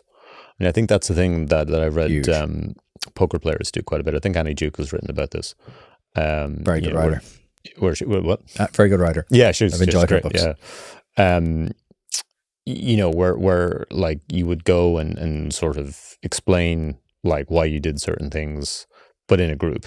And it's like, hey, give me feedback on this. And I think there's those sort of peer clustering can be very helpful for change. And I've done that with entrepreneurs over the years. I did it during COVID because I felt everyone's a bit disconnected, and it's interesting to watch the dynamics of people. I do like maybe meetups for 12 people, early stage founders, and some people come every month with the same problem. That's why I stopped, because I felt we were spinning our wheels. I was right. Because it was kind of, I was all kind of doing for due diligence, and I was doing it for the good. And I was like, if I was charging probably $2,000 a year or $10,000 a year, people would be more skin in the game. And I stopped because people come with the same problems every month but not acting. Whereas there'd be a subset of maybe 3 would come with a notebook, and it'd look like this, like my notebook here. It would have scribble. It would have all the notes from what they said they were going to do, what they did, what they learned, what the outcomes were, and you'd have a subset of people who just thrive on accountability. Yeah. I do it with a friend of mine every month. We sit down for 2 to 3 hours every month, goes through everything. What have you done? What have I done? What do you say we're going to do? Why did you not do that? What actually to learn? Why did you change that? And like, it's unbelievable. We're two different industries, just very similar mindsets. It's one of the best things I do every month. 2-3 hours, just raw honesty. So you bring me slightly back. You got out of Jolt. So I want to ask you one question, sorry, before we go on there. This is something I'm very curious about. What did it feel like when you sold? What was your feeling the next day? You've sold, money's in the bank, whatever. What did it feel like? In Jolt or in either? I was like, what's next? So interesting. I love making money for other people. I am not particularly consumerist about anything. I don't like. Is there anything you wanted to get for yourself or anything for others that you were like, yeah, no, I'm gonna do this now? No, I mean, I'm just not. It's not like I'm not a watch guy. I'm not a car guy. It's not just. Not even a trip or anything you have your eye on, or a classic rap album or anything, like, just there's nothing. You just kind of like, you just I buy all my stuff secondhand.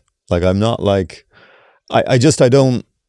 It's never been a thing for. And it's funny. I've got a couple of friends who are absurdly successful and are very into cars, and are deeply disappointed that I'm not into cars. I just shrug my shoulders and like, I'm sorry. I just whatever. Like, I want you to feel that passion. Just, what gets you going outside of business? What gets you going? I like ancient history. I'm an ancient history nerd. The history of humanity. I like sort of everything almost pre-Neolithic, so everything before 5000 BC, going back to maybe about 100,000 BC. You know, the which is sort of a relatively new area of study, which technology has opened up, which is kind of cool. So ancient DNA analysis, where people are going and doing what it sounds like DNA analysis on skeletons, and it's now showing us essentially what the patterns of humans were, you know, over the last tens of thousands of years. So originally, this is now going to turn into an ancient history podcast, but originally I started thinking on how sort of humans populated the earth was what's called an out of Africa theory, where like there was kind of one wave and they populated the world. What we've now realized through archaeology, but mostly ancient DNA analysis, is that like you had multiple waves of Homo sapiens and Neanderthals and a species called Denisovans, and they were all sort of interbreeding, and they had all these different pockets around the world, and it's incredibly complex over the last 100,000 years. But we're also realizing that, like, you know, the way we're taught in school, which is a terribly, terribly basic sort of version of ancient history, which was kind of like, you know, apes in trees, and then caveman, and then on the moon, right? Yeah, I was just going to say, and then shoot, blast forward. And it's as a result, it's kind of created this huge bias towards like simplicity of our ancient past, where we sort of think that, okay, like, you know, people were using basic tools, therefore they couldn't do much. But when you look at everything that's now being discovered in South America and even North America, you know, and you go back to maybe, let's say, sort of 4,000 BC, 5,000 BC, even 3,000 BC, originally, like, archaeologist estimates were like, maybe there were like a few thousand people here, and then they've been revised up to sort of tens of thousands. Now, when you look at sort of what LiDAR is uncovering, and that's kind of like a surface radar that was able to look through forests, they're realizing that sort of the peak population in South America was probably in the tens of millions, you know, and it's like we're absolutely rewriting everything that we thought was the case about our ancient history. And to me, that's really cool, because it's like it's this huge mystery that is that is changing a huge amount, that gives that is so much depth in terms of like what happened before us. And when you look at sort of the ancient monuments that exist around the world, like whether it's Newgrange, or whether it's Göbekli Tepe in Turkey, or whether it's anywhere in South America, like there was some incredibly sophisticated engineering that was going on. But our kind of mental model of the past is like cavemen, right? Well, we kind of tend to like almost make them like childlike. Yeah. Like, what could they do? Well, either we go childlike or we go aliens, right? And it's like, hey. Like, are we going to go full Joe Rogan here? Yeah, I mean, well, so I all that stuff was kind of cool, and I spent a lot of time, a lot of time reading about it, bit of time traveling around, going to a lot of those sites. Okay, that's all right, cool. okay. But my no, look, I'm a business nerd. Like I like building things. I like, I historically sat on a few boards and do a little bit of that now as well. I like helping people to build, and do you back the founder, or do you back the idea? I like rap music. It will always have to be the founder, and then the market. I mean, it needs to be all of those, but it is founder is first. Okay. And all the qualities that we've talked about, resilience, ability to not die. What is the chemistry of the founders? I think with them or with you? No, with each other, with them. I think it's like, I've been in this, like, I think everyone gets into this conversation when you're trying to hire like your first senior person when you're at whatever stage. And I think everyone underestimates sort of the personality compatibility aspect of all of that.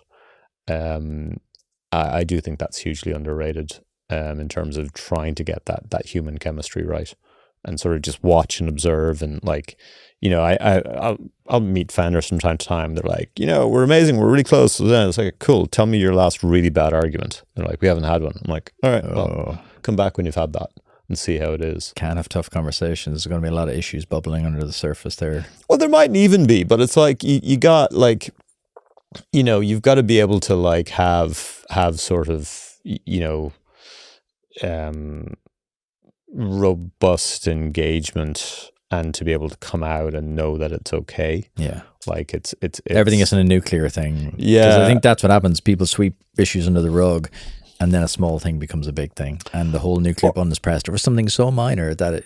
Well, it's not. I mean, even when you face serious things, you got difference of opinions. Someone wants to do a feature, a product, or whatever, take money or something, and the other doesn't. Like, you've got to have that sort of trust framework, and sort of be able to disagree, but know that you're all still pointed in the same direction. And I think that takes time. Like, so that I think I've something of a reputation of spending huge amounts of time with people on interviews when they're joining our companies. Because I really think there's not enough hours clocked on interviews with people, and I think with founders, it's a weird and thing. Like, interviews are weird in the format. Oh, I mean, look, like, there's two.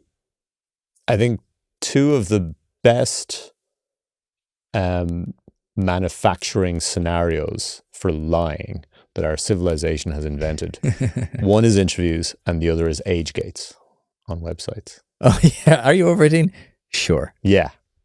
Sure. I mean, are you over 13, which was part of the challenge that we were solving at SuperAwesome. But like, yeah. What's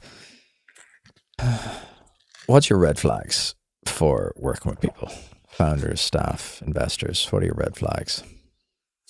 What are the things you just will not get over?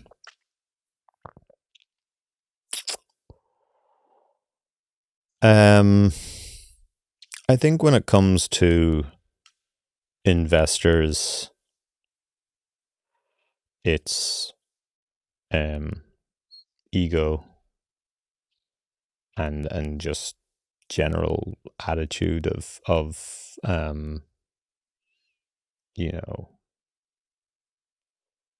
not wanting to be helpful, but also wanting to sort of leverage their involvement with the company.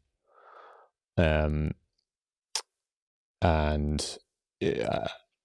think investing is such a long-term game that like you just, by definition, you have to get a lot of ego in it, you know, because you're having to talk up your own book the whole time, and it takes you 10 years to figure out whether you're actually any good as an investor. I think it's people who can't, like,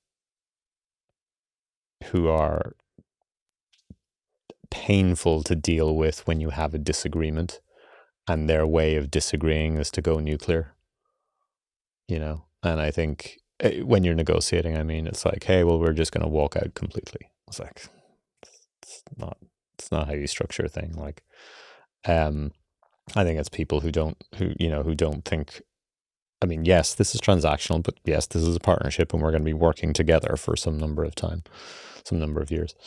I think on the founder side, it is, I mean, people who are not pleasant to be around is an entirely obvious thing to say. I mean, I've yet to meet anyone who doesn't have a no assholes rule. Weird. Everyone has a no assholes rule, but there's tons of assholes in the startup game. Yeah, it's strange, isn't it? It's strange. But I think it's someone who is prepared. What I'm looking for are people who are prepared to invest lots of time in seeing if there is a fit. And that they're prepared to sort of scale up and scale down. As in, yes, cool, we're going to go and do the shiny presentations and talk to investors and, you know, speak at conferences and whatever. But also, we're just going to roll our sleeves up, and we're just going to go and like do the documents and you know, hang out and, you know, drink coffee with people, and, you know, they can flex all the way up and down. I mean, I think anyone who can't do that is not sort of quite well equipped for what needs to be done. And I think there is like an emotional stability. It's probably an important criteria. Don't get too high, don't get too low. Yeah. Or yeah. I think, I mean, all of those are probably different sides of the same coin. I mean, I think I've become much more mindful, or I've learned to become much more mindful of how people feel. Sounds like a slightly robotic thing to say, but you know, in terms of learning from others and sort of thinking more empathetically, or trying to be more empathetic about that. Yeah, it's good. It's a good question. I don't know.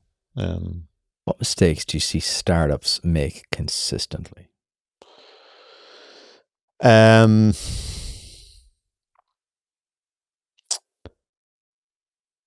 Raising VC money when they shouldn't. Not understanding what VC economic model is, what kind of returns they need to produce, and therefore what value and valuation the company needs to get to, and whether their industry can support it. I think the other thing they don't consider is that their own internal opportunity cost. So when you've got money, if you've raised money from VC, and you're looking at, you know, how do you allocate that money? Like, okay, what markets are we going after? What countries are we going after? What features are we building? What customers are we serving? Like, if you're not able to generate, like, you know, at least twice your investors' rate of return on that, you shouldn't be doing it. So, like, a VC is typically trying to generate, I mean, roughly, let's say 20% IRR, so 20% return on the money per year, right? So they are trying to, in theory, kind of 3x the money for their investors, which means if they're giving you money, like, and you're investing it into something that's kind of incremental, like, that's not going to work. So you need to think like, unless you are like taking fairly aggressive swings with what you're capitalized to do, like this isn't going to work out. And like, so I mean, if you don't see a way to whatever the thing is that you're doing with that money, being able to generate at least 40%, 50% revenue growth per year, it's probably not the thing you should be spending money on. Or that's not the kind of money you should have taken. And I think people should go and so I mean all this stuff is written everywhere at this point, right? And the parallel book that you referenced is one of several very good ones out there, which talk about VC business models and how they work. And I think founders should be educated on it, 100%. because there's lots of different types of capital that you can go after, at this point. I think it is. Yeah, I think it's that capital matching, which is the most common thing I run into. That's pretty consistent. Before we go to a rapid fire round, what are you most excited about right now? You're in your Gandalf era of wandering, collecting, observing. What are you most excited about? I'm most excited by the lack of visibility on the future. And the reason that kind of excites me is that like it's going to lead to some very interesting outcomes, because you got very, very binary views on the world. And by definition, both of those can't be right. Like, so you're going to see some very interesting winners and very interesting losers. I think like, I've never experienced this level of very smart people having very clouded views on what comes next in terms of positive, negative, who knows? Like, and I think I sort of mean that at a sort of a business and technology and digital media level, but like you look around the world geopolitically and like, Christ. And that on one hand, it's scary and weird, but on the other hand, it's exciting. Like, I think at a macro level, that's the case. I would say on a micro level, like, I'm just gonna go back and say it's all the advancements that we're making in understanding ancient history. Like, we're now but it's the meeting. I thought you were going to give me some deep personal insight there. Oh Lord, no, I've none of that, Gary. But the intersection of technology with archaeology is like, it's incredible. Like there was this interesting sort of machine learning project called Vesuvius Scrolls, where they were looking at all of these scrolls that had been recovered from Pompeii, and you couldn't open them without them disintegrating. Oh yes, I don't know if you saw that project. Yeah, I haven't seen it, but I've seen Nat people talking about similar things. As an AI investor, I'm blanking on his name, Nat something, Nat Friedman, I think. And he put together this project, and like you had some fantastic sort of ML and AI minds all going at this, starting now to be able to go and sort of decipher ancient text from rolled up scrolls. That's using wild. Scans. And like, we will obviously never invent time traveling, but like you're getting to the point where you're able to deploy this technology in such interesting ways to understand more about where we came from. And I think that's very cool. And last thing, you're gonna have to chop this up and edit it. We're gonna go for a record length of time here. I've nearly taken you for an hour and 50 minutes. No way. So we'll do a record pod here. We'll let a lot of editing. I'm sorry to everyone listening. I'm kind of excited about whatever it is I do next. What's that going to be? Come on, give us an exclusive. Come on, give us a reveal. I'm still no. I'm not being coy. Like I'm look. I think there's lots of like this next generation of founders and builders coming out who are either building from a kind of a conventional startup perspective, or as I said earlier, like building out of like Fortnite and Roblox and places like that. Like, we've never seen as young a group of builders who have access to monetization and distribution as exists today. Like when you look at sort of Gen Z, but even Gen Alpha, like 12-year-olds, we've never seen that before, right? And there is, as I said, you are going to see like an Amazon shaped thing that's going to emerge from that. a decade from now. I'm certain of it. And it'll probably come from it'll start within a group in Discord, and it'll be something else. And that will turn into a multi-billion-dollar business. We talk about body, business, brain here. So quickly before our quick fire round, how do you look after your body? I started by giving up companies because it turns out that's terrible for your body. The stress. I started investing in my sleep maybe 4 or 5 years ago properly. I was one of those idiots that went through sort of a belief in polyphasic sleeping. What's that?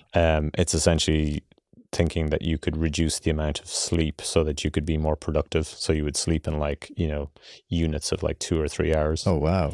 It is, I think, the dumbest thing I've ever done in my life.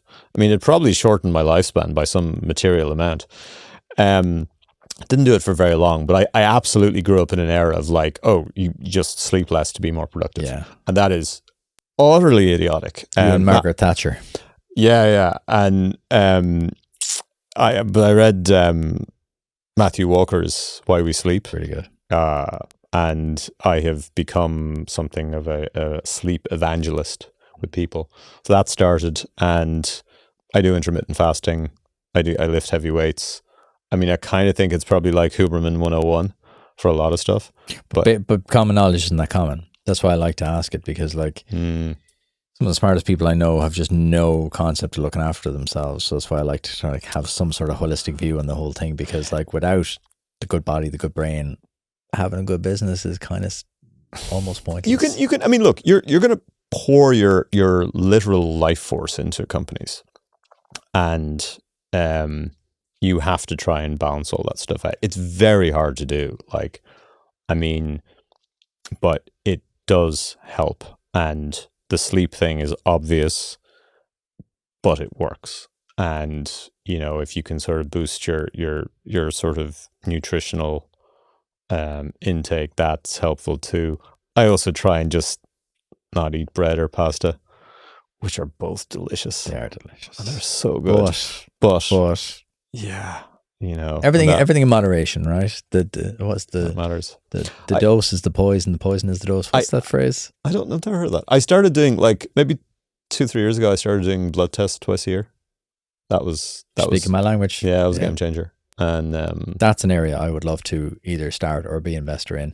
Longevity space. I started 2019 doing blood tests every 6 months. I've been able to reverse my biological age by 9 years. What's your metabolic age? 32. Oh, I'm 30. Damn it. Yeah, I got my bloods done 3 weeks ago. So, well, my goal for this year is drop into my 20s. Ooh, that's my okay. 12-month goal. He's like, oh, that'll be tough, Gary. You've kind of you're not maxing out. 32 is very good. I mean, it's yeah. So but now I'm gonna just have to beat you. I mean, I don't know how accurate metabolic ages are, but even if they're half right, I'll take 4.5. But do you know what? It's just more than nudges in the right direction. It's more so because now I'm thinking about it. Right? Okay, I've gone on a whole journey, longevity journey for the last 5 years. That's been a core part of it, the blood, because I think I think our future generation will look back and go, you're just walking around like a lunatic. You didn't know what was going on in your body. How many stories have you heard? Oh, he was walking around, he was really healthy, and geez, he just dropped dead. Or, oh my God, if they caught it earlier. That will never happen to me. I'm passionate about and I get my bloods done every month if it's more accessible and easy. I'd have no problem going and go quick blood test. Okay, cool. Well, you can oversample too, but you can, but I think that the trend has to be there. The data I've got now over the last 5-6 years is huge. Now I'm able to see trends, I'm able to tweak and modify, and it's incredibly passionate. And then your brain, how do you look after that? I think that's sleep.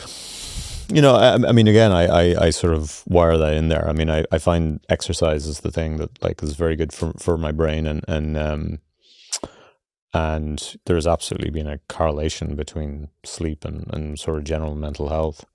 I think I spent the last 10 years traveling an absurd amount. I mean, I would probably do 250,000, 500,000 miles a year, and travel is, going out and meeting customers and being face to face, it matters and it changes things, but jet lag just is a killer. And if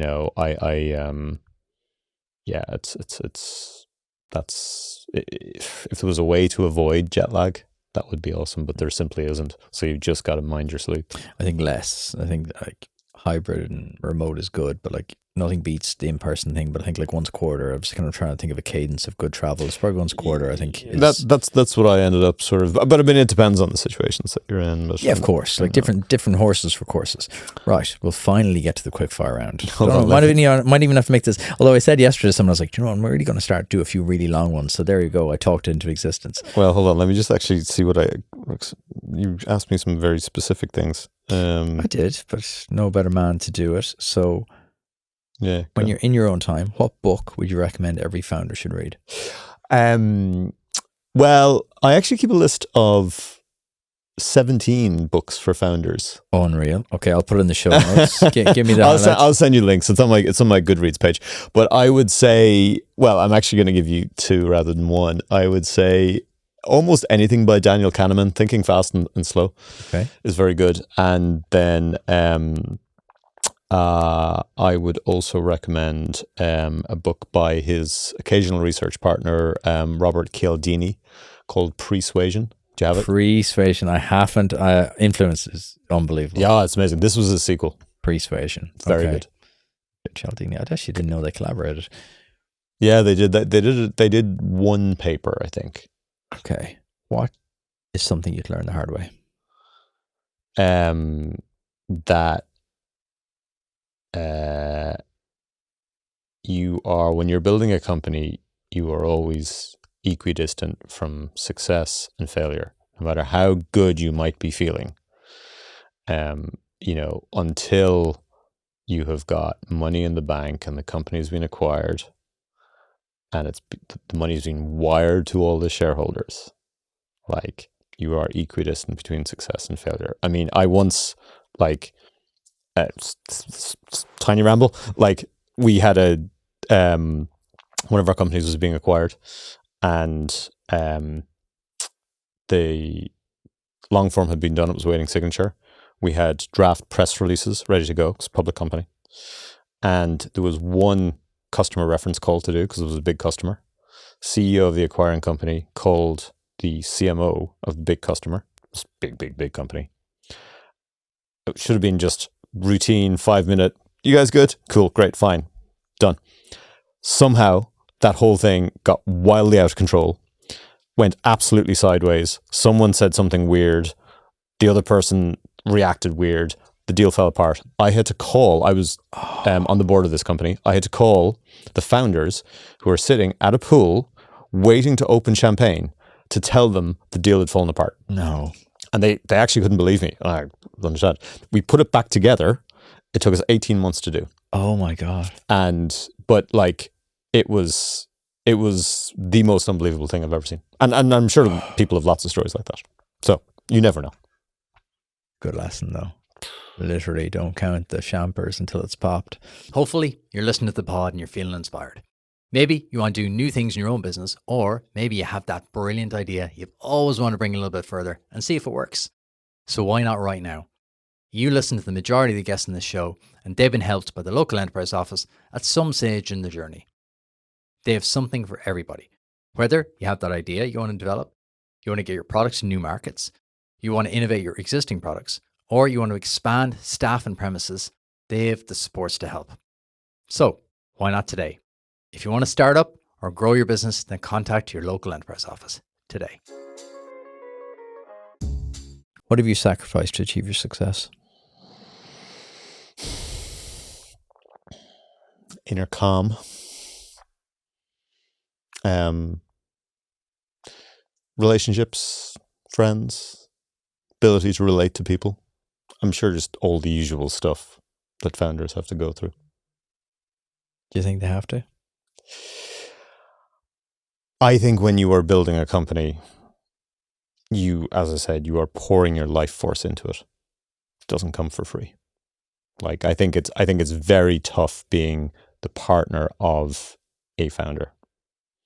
I think it's one of the reasons that I've been lucky to have such amazing co-founders over the years. But if you're a partner of a founder of someone or some people who are building a company, they have to put the company first. Very difficult to juggle that. Very difficult. To even say that out loud is difficult. What would you do today if I give you 10 million euro? I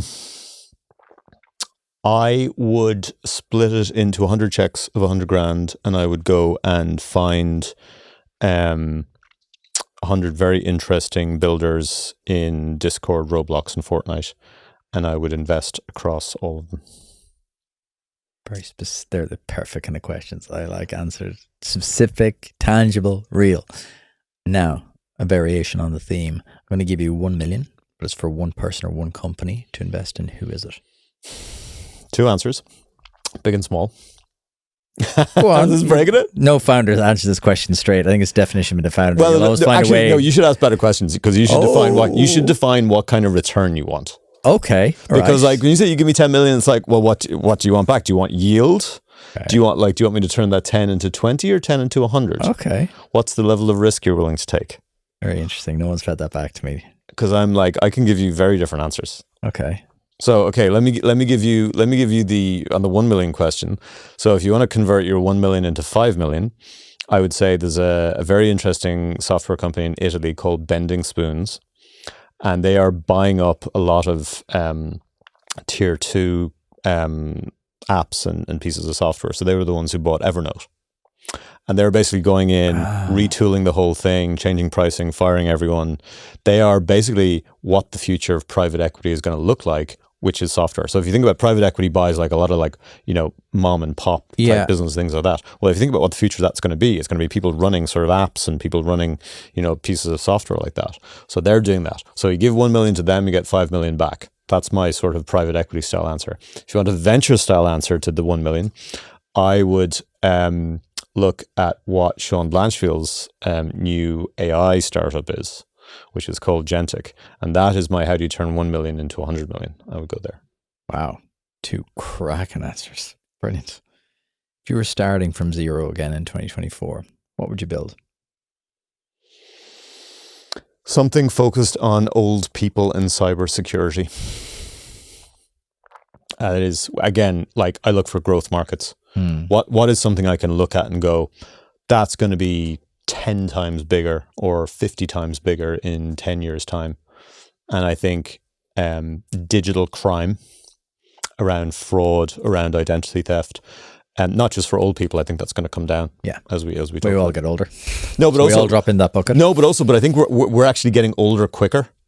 Like when you see sort of like 20-year-olds and how they will run around us, who are still very much digital natives, things like TikTok, right? And it's, as I said, I think it's interesting that you are seeing the second highest rate of digital fraud in the US, within that happening within 30-year-olds. I think they've gotten a bit complacent.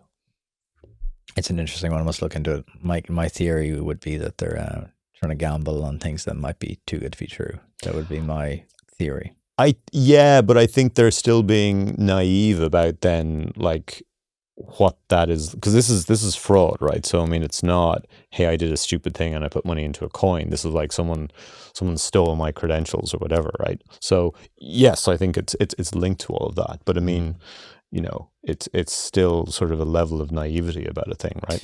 Yeah, there's so much data. We've so much data, and we produce so much data every day that it's difficult. What do you believe that other people would find strange or strongly disagree with? I am always quite skeptical about second-time founders. Say a little bit more. I think founders often learn very little from success. And I think, and I include myself in this, you go into your second venture thinking you know a hell of a lot more than you actually do, or thinking you've learnt a lot more than you actually do. And I think there is a lot of incorrectly directed confidence that goes into second-time founders. Third-time founders, I'm very interested in. It's your next fund, third-time founder fund. 3TF. Worst ideas. What's been your worst investment? Polyphasic sleeping. Close second was Irish Property in 2007. Two very unique and good answers. Yeah, our property 2000. We've all been there. Don't feel don't feel alone. What's been your best investment?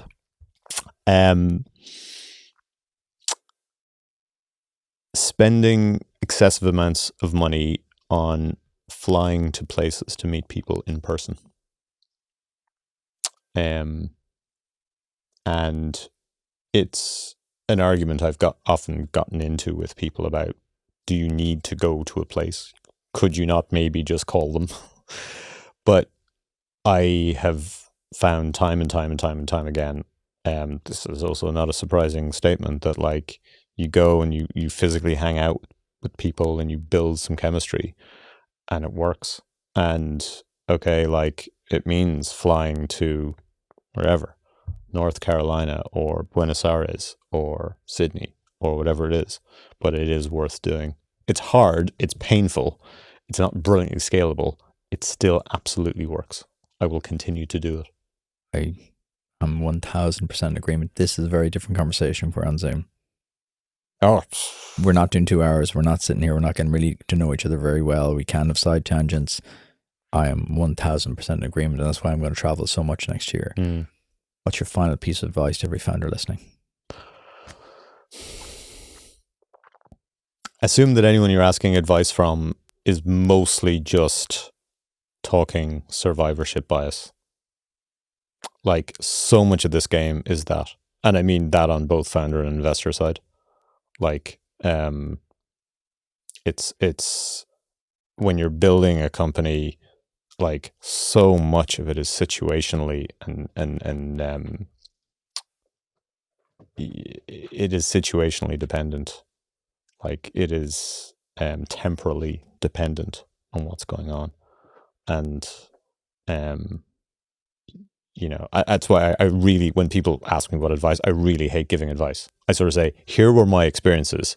Here's the shit we did wrong. Here's what we did, and I think it might have been good. But like, you know, I see too many people who sort of like listen to advice and take it literally and run back into their companies going, well, these two companies had successful outcomes and they sort of created an org structure that looked like this. Therefore, if X, then Y. Yeah. And context is everything. It's not even context. It's like,